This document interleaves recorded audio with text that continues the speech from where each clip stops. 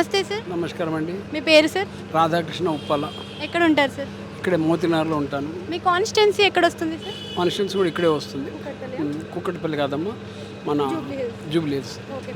జూబ్లీస్ కూడా కాదమ్మా, ఇది మన కుక్కటిపల్లి.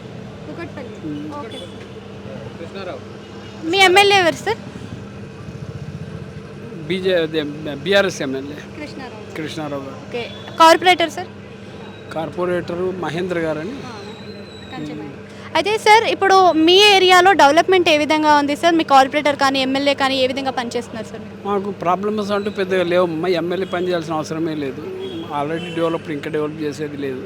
ఇక్కడ అన్ని ఫెసిలిటీస్ ఉన్నాయి. ప్రాబ్లమ్స్ అంటూ ఏం లేవు. Thank you. అంటే విజిట్ చేస్తారా సార్ రెగ్యులర్గా కార్పొరేటర్ కానీ ఎమ్మెల్యే కానీ మీ ఏరియాని? నాకు ఐడియా లేదమ్మా. అంటే వాటర్ టైం టు టైం వస్తుందా సార్ మీకు? వాటరు లో ప్రెషర్ వస్తుంది.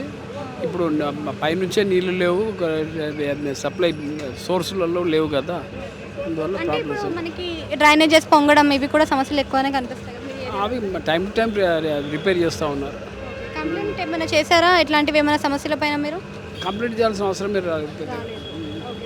సో ఇప్పుడు మళ్ళీ జిహెచ్ఎంసీ ఎలక్షన్స్లో ఏ పార్టీ వస్తుందంటారు? బీఆర్ఎస్, బీజేపీ, కాంగ్రెస్ ఏ పార్టీ వస్తే బాగుంటుంది? ఏది రాదమ్మా.